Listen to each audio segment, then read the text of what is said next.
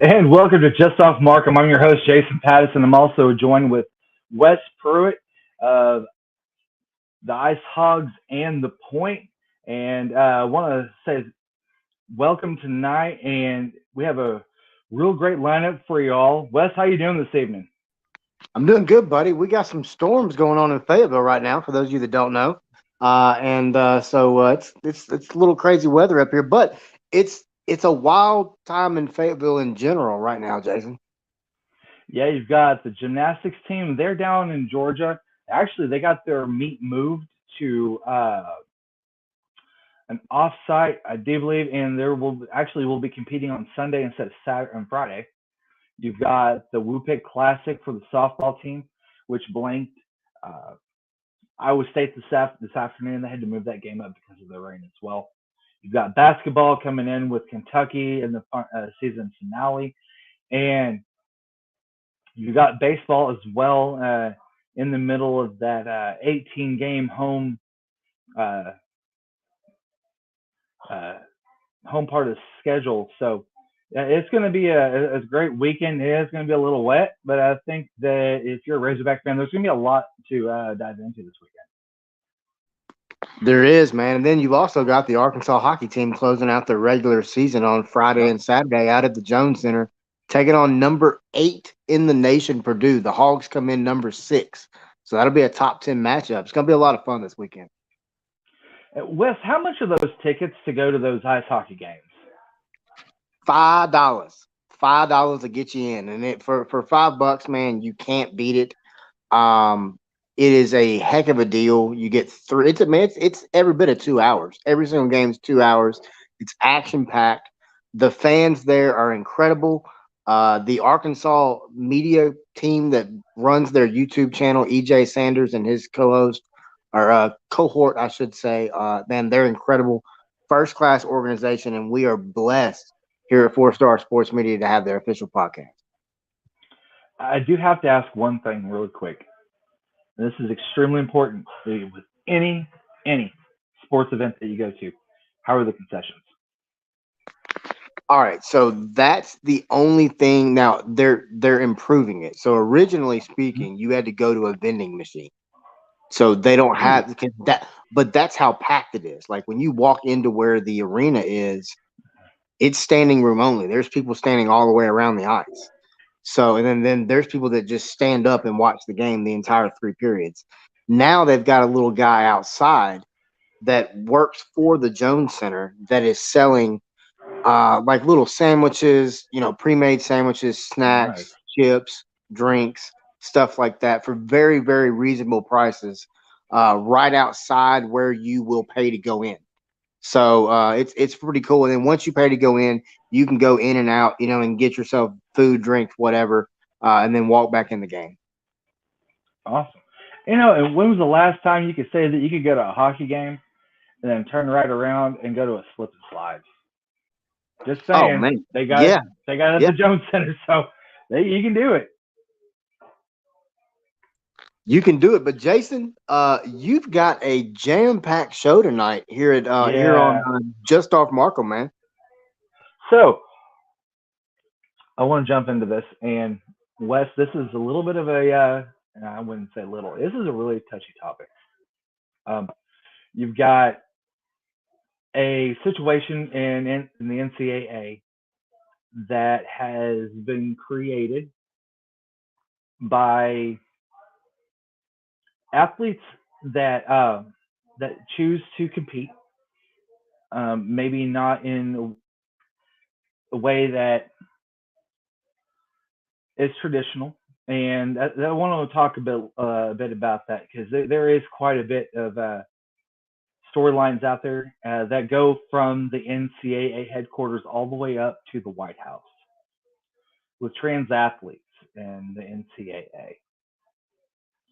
As of right now, I do believe that right now it shows that there were 34 trans athletes that have competed at a NCAA level since its inception including trans athletes into the dichotomy of the NCAA since 2011.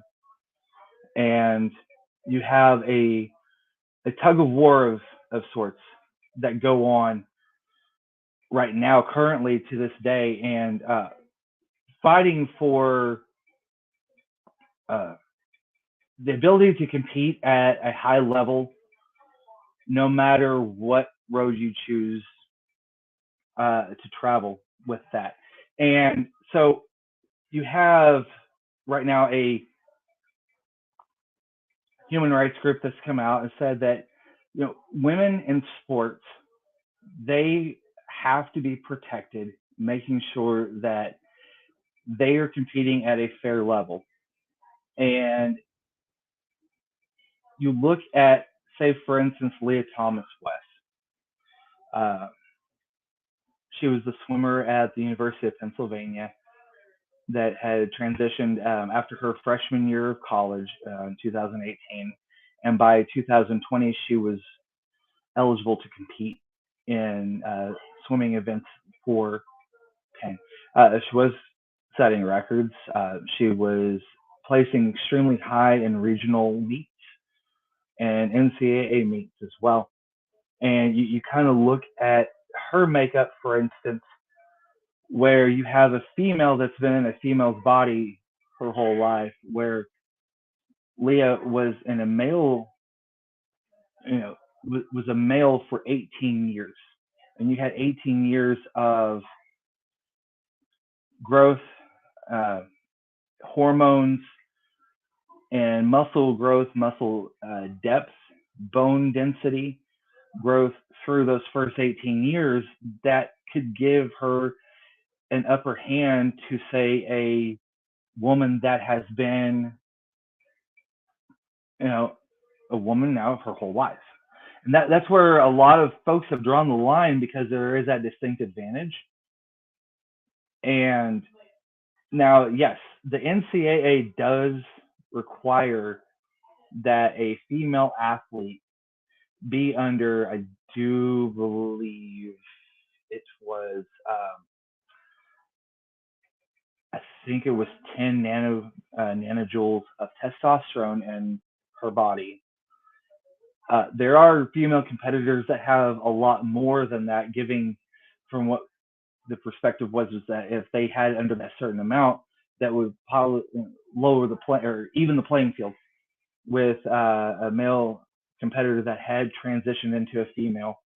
And so you have these transgender athletes that are moving into women's sports, and women are becoming and feeling really disenfranchised, because you have a person that says, "Hey, I'm transitioning, and we're going into a female sport and dominating." And there are certain things you have to look at, and that's one of the things that you have to really kind of encapsulate, is that you have two different people that you're needing to protect at the same time, but also providing an avenue for competition. And that's where it really starts to blur some lines for some folks. A lot of ladies that are competing and don't feel like that's such a fair advantage, Wes. Yeah, it's a definitely blurred line for sure, Jason. I mean, when you look at it, and I mean, it even trickles down into the high school level, and you're very well aware of that. I mean, full disclosure, my wife is a teacher at the high school level, and so um, it's she's dealing with it from that aspect in the classroom, and I don't want to say dealing with it in a negative connotation. I don't want that to be taken the wrong way, but it is it's a change for not only that individual that's going through it, but it's also a change for everyone around them. And that's something that I think at times gets lost in all the talk about, you know, is it right for them to be in that sport? Yeah, setting aside any personal thoughts that I have, um, I mean, well, I mean, in my opinion, it should be if you were born a male, you should compete in male sports. If you were born a female, you should compete in female sports. That's just my personal opinion, and the reasoning behind that is simple. Males and females do not develop the same. They do not. They do not, both mentally and physically. And the pressures of today's college athletics, with NIL, with everything else that's going on, you've got to keep that separate. And this is just my opinion, Jason, but you've got to keep that separate, and you've got to make sure that you're keeping the same genders, natural genders, together. Because I mean, think about it, man. I mean, once you throw a little bit of fire in there in a room that doesn't have fire in it, typically that can set off some other sparks. Yeah, that definitely can lead to some chain of events that you may not have either foreseen or ready to, come face to face with. When you look at the trans athlete, for instance, that wants to compete, the the NCAA has came out and said that we are going to create an avenue for you to compete and compete at a high level. But I feel like they've done everybody a disservice. I think the NCAA has done everybody a disservice, in my personal opinion. But Numerous ways. they've done these ladies a disservice by one not taking the time to say, okay, we're not going to try to create an avenue for you to be able to compete at a high level amongst peers. You're going to have to just compete against other ladies that you may not have competed, you wouldn't have competed against before, but these ladies that you're having to compete against feel that it's extremely unfair because now they're having to go against some competition that they may not be able to stack up against physically. And the NCAA has said, well, these are where the ladies were going to stay, and you're just going to have to deal with it. And that's where a huge sticking point has entered the room for a lot of people, and that's why you've seen you saw a lot of uh, litigation and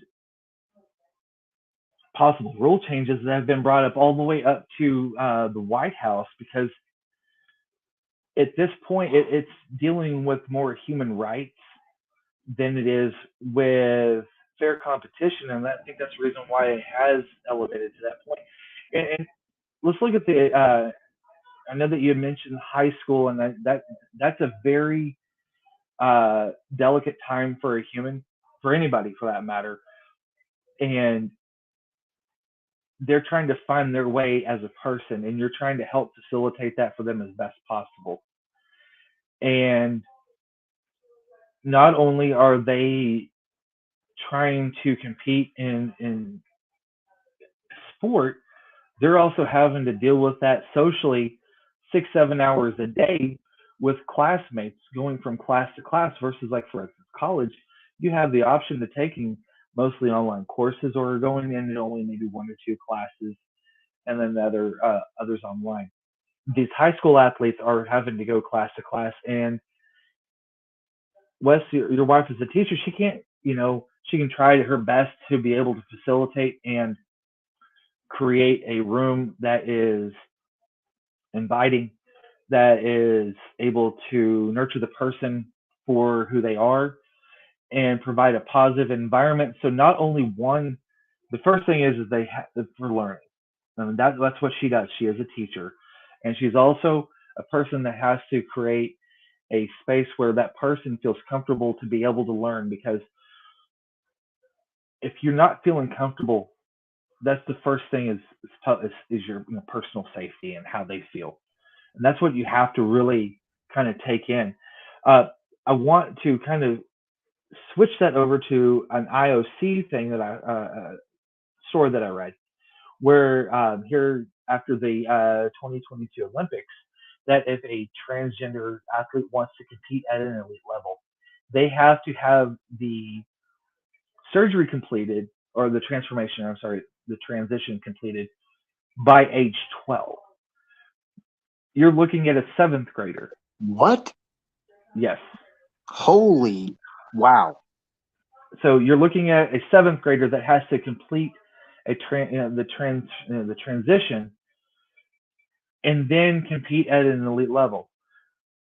What I and this, I mean, it's an early age not only for self and social benefits for inclusion, but that's also a very early age to decide that if a child is ready to have such a life altering decision without any external or outside factors or influences that decision for that person. That's such a young age to say, okay, well, I'm going to be able to compete at a high level. I'm going out for the Olympics. By the time I'm 16, I'm going to be competing as a female, for instance. Um, I mean, that's Jason, at 12 years old, I was trying to figure yeah, out what next dyno bike I was going to get. I was not thinking about other, yeah. especially something like the topic we're on now. I mean, if you're the IOC, I mean, I don't feel like they can, and this is just my opinion, but I don't, how do you create a rule like that? Like, that's not your decision to make. Or am I looking at that from a wrong perspective, Jason? You might be from that might be not the right perspective from that one. And I'm not saying that there's a wrong one. I'm just saying that the perspective is I feel like the parents are more driven with that decision than the child is because the parents are the anchors of that child's family. They have made the most indelible marks on that child to that point. And you have to think and look at it from a perspective of is the child ready and are they okay with that decision? And that's where the parents really have to come in and step in and say, okay, as a guardian, as a parent, what's best for my child?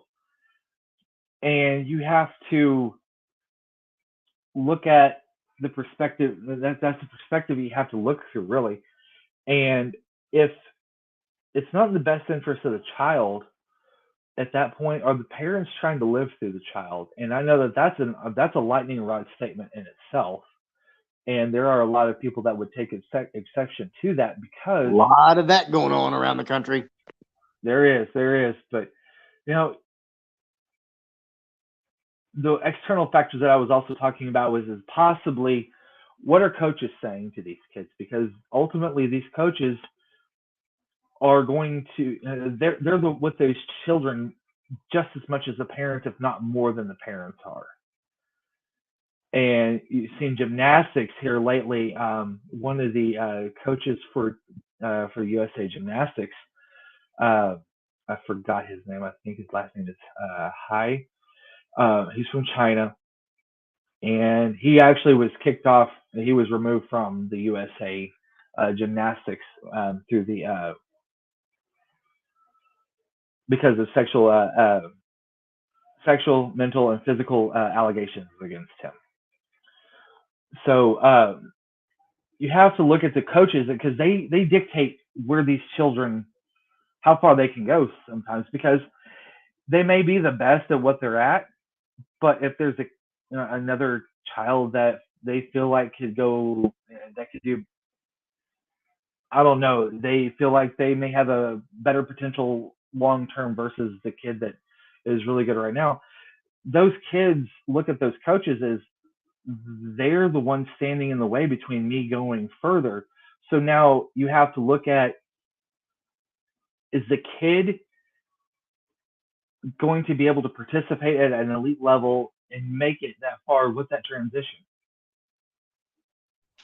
Yeah, I mean, you bring up a great point about the coaches, because I mean, especially and also gymnastics, Jason. I mean, let's think about this. You and I both have been at plenty of Arkansas meets this season and watched them. Yep. I mean, I just think of gymnasts like Lauren Williams and others, just the sheer talent. But I couldn't even imagine a trans athlete at the gymnastics level. That would be very hard to watch in a sense of fair competition. Yep. I mean, Well, it's but when what you were just talking about, it's it's a very, I mean, you used a perfect term at the beginning of this segment. It's a very blurred line, but I think it's something that honestly, I mean, on a national level, I think it's got a lot of push, and there's a lot of talk about it. I think at more of the local levels around the nation, I think you're seeing a little more pushback than maybe others are maybe discussing. But I think it's a topic that I don't think it's ever really going to go away now. I think it's going to be something that's pretty prevalent, and I think it's also going to continue to be a lightning rod topic. yep. And I'm very I'm very interested to see exactly how closely the NCAA and the federal government are going to work together to create a supportive, positive avenue, not only for women's sports, but for trans athletes in sports. Creating that positive avenue to compete at a high level and also to, create an area where they feel accepted and have, be able to have, fans come out, cheer them on, and celebrate, their accomplishments and how hard they've worked from both sides. From the women's, from a trans athlete side, also from a an athlete side that was born as a female too. So we have to definitely see how that kind of transpires over the next couple of years. We're going to move on to the next subject really quick, and I think we're going to move on to MLB and the failure of volley sports. That right now is going to be a huge lightning rod topic over the next few weeks. The reason why I want to bring this up is because if you're a Cox subscriber, DirecTV subscriber, this directly affects you. It directly affects every person who loves to watch your beloved St. Louis Cardinals, Kansas City Royals, Houston Astros, or Texas Rangers. Reason why I bring this up is because on February 15th, Bally Sports defaulted on payment to the 17 Major League Baseball teams that they paid for rights to show their games on their broadcast waves. Now you're looking at Arizona Diamondbacks, Atlanta Braves, the Reds. I still can't get past this West, the Cleveland Guardians. They're going to be the Indians to me. Detroit Tigers, Royals, Los Angeles Angels, the Marlins, and the Brewers, Minnesota Twins, Cardinals, Padres, Rays, and the Texas Rangers. Those 17 teams are affected by this in that the Major League Baseball office with Rob Manfred hired three individuals to oversee the possible collapse of volley sports and shifting coverage that you would normally see on the TV waves to just a local channel versus a regional channel. So, Wes, if you lived in Iowa and there is a game going on and you have access and it's considered local in Iowa, I know this is going to sound weird. Local in Iowa is St. Louis, Kansas City, Minnesota, and both of the Chicago teams. If any one of those happens to black out, guess what? You're not watching it. Now, for instance, us, we have no local sports at all as far as Major League Baseball goes. we're now in the dark unless you get over and to MLB.TV and subscribe for $30 a month. Or if you, and I know this is going to sound crazy, Bali Sports. I'm sorry, no, it will be just MLB.TV or any national game that's on. Those are the only ones, Wes, that you'll be able to watch now if all of that regional coverage has is taken away.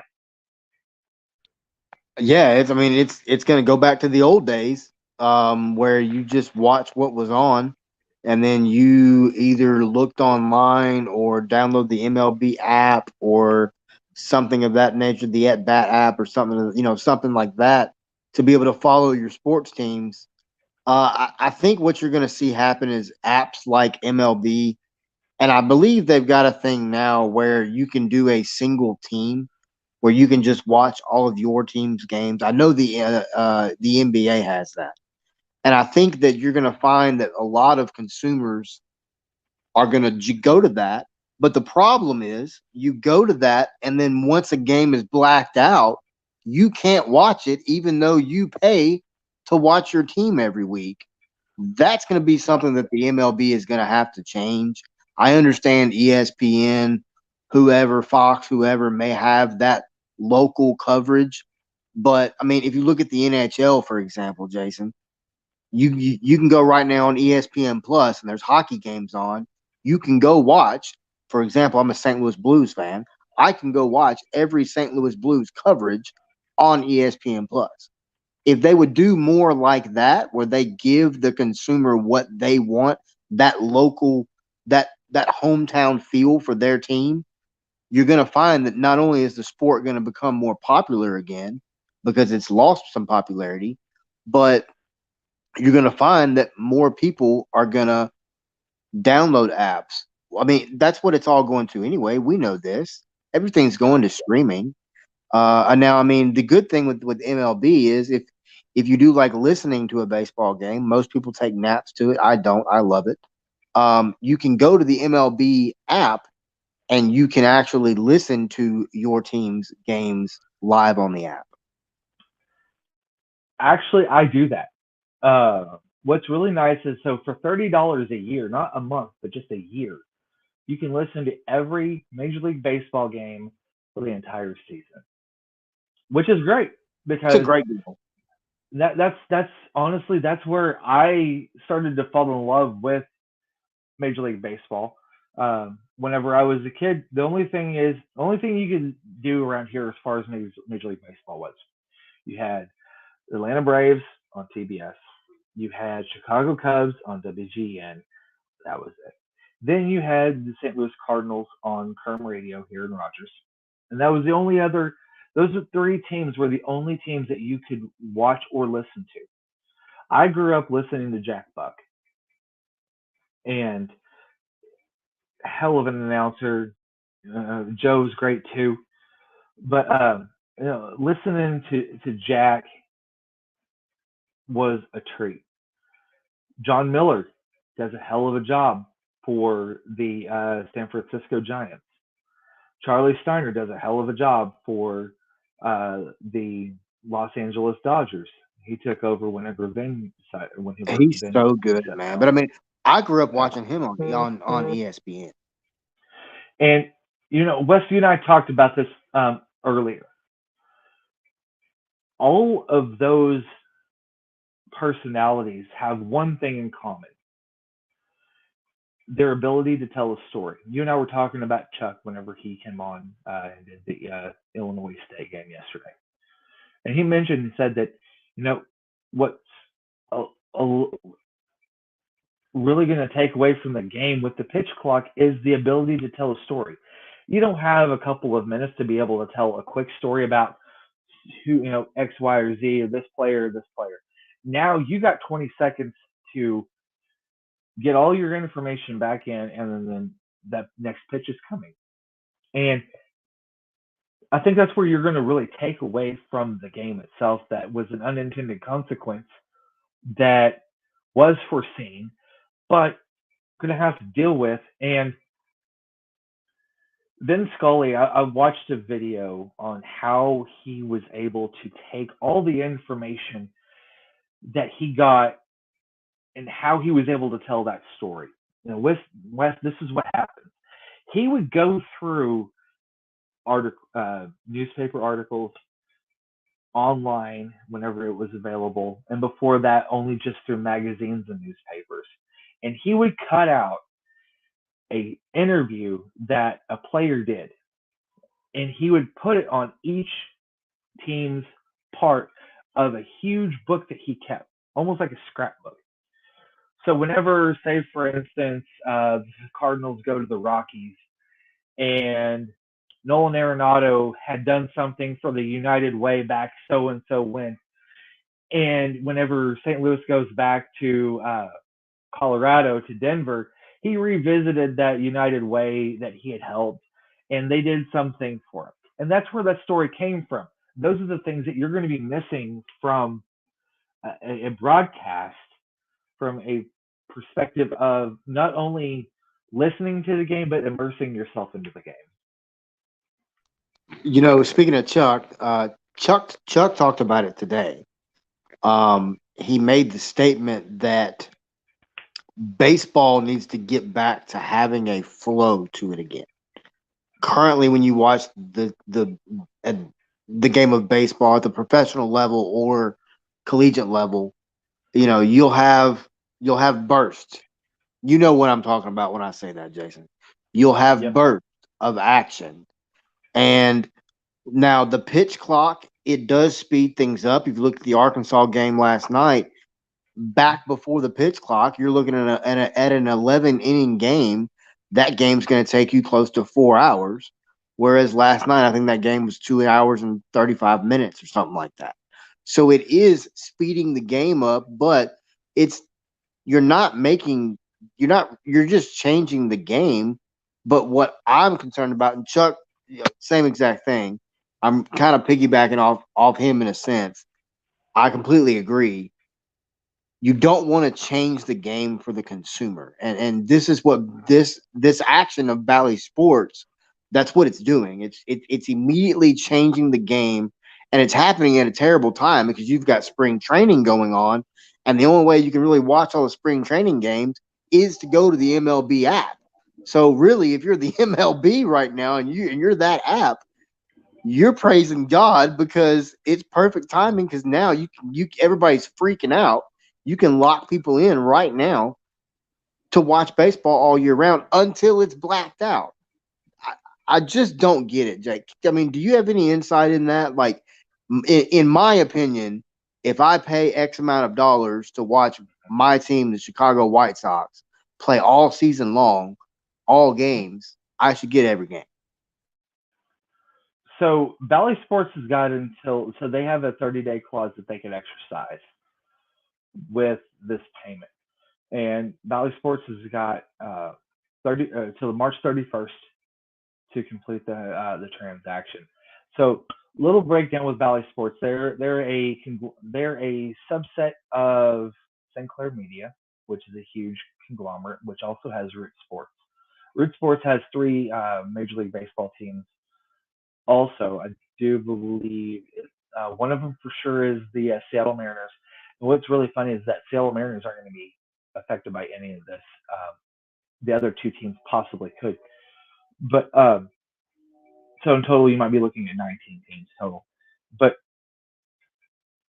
right now, I know that the MLB front office has already reached out to all 17, oh, 19, I do believe, uh, clubs, saying, okay, this is what's going to happen. These are the people that you need to start to contact as far as, okay, your local CBS, ABC, or Fox, or NBC.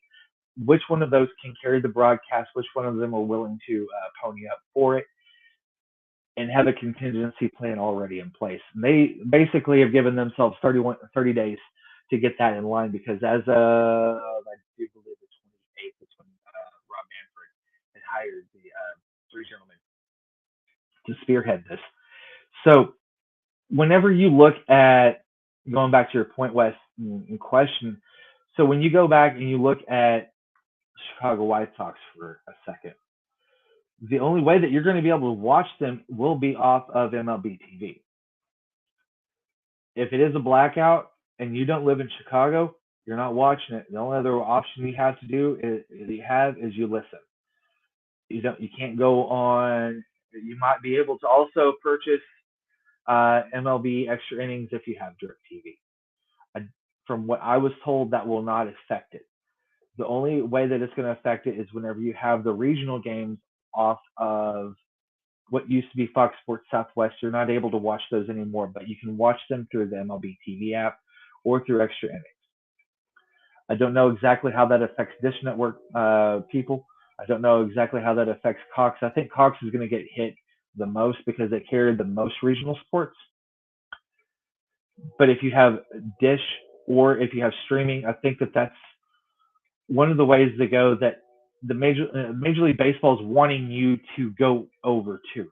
They're trying to break away themselves also from media conglomerates that control the waves through satellite dish and also through cable.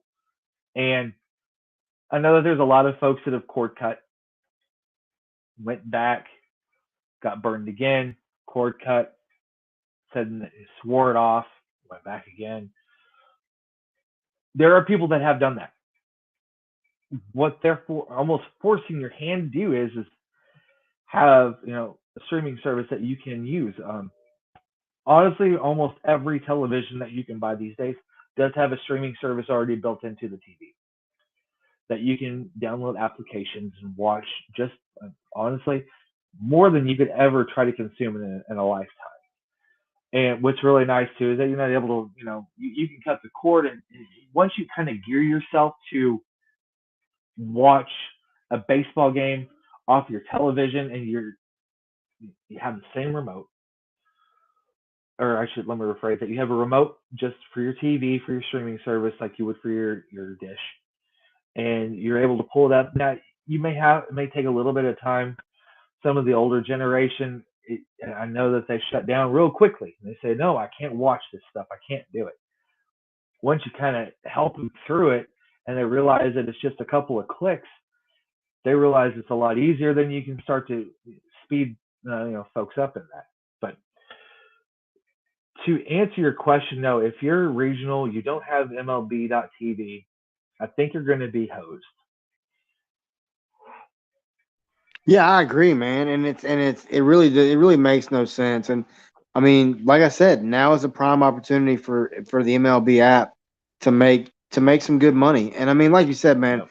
$30 for a year to listen to any baseball game you want to, all 152 games of every single team, or 180, whatever. There's 300 games, I feel like now. I mean, it's a great deal, but it's all about the consumer, Jason, because I mean, we know these players' contracts are through the roofs, and unless there's people that are watching it, they're not. Then those contracts really are worth nothing.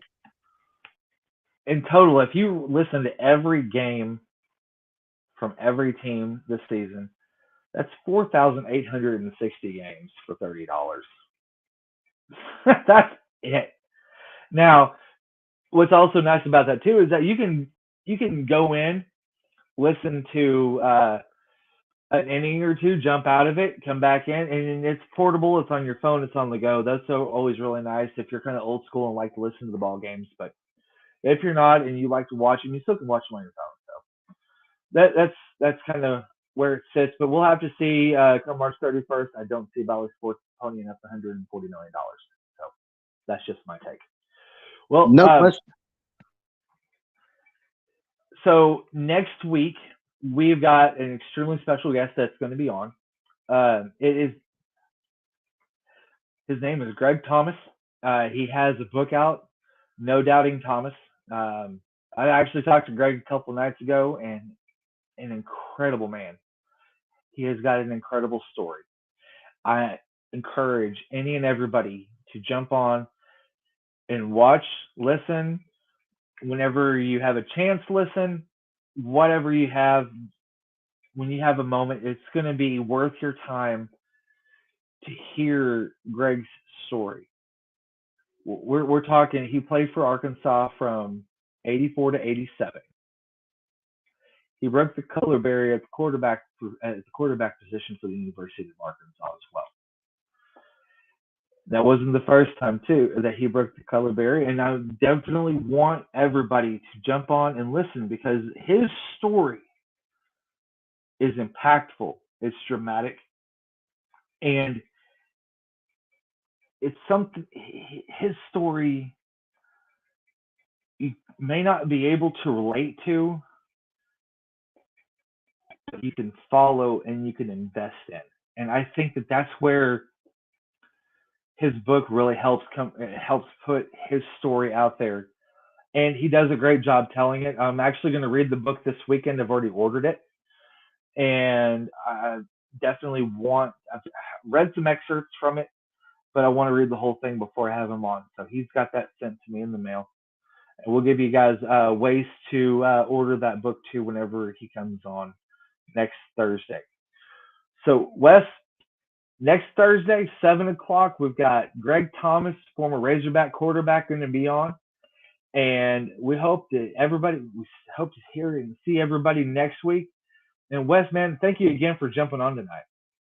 Hey, man, not a problem, Jason. I really enjoy coming on this show every week, man. Anytime you need me, just let me know. All right. Well, for Wes Pruitt, I'm your host, Jason Pattyson. Thank you guys this is Just Off Markham.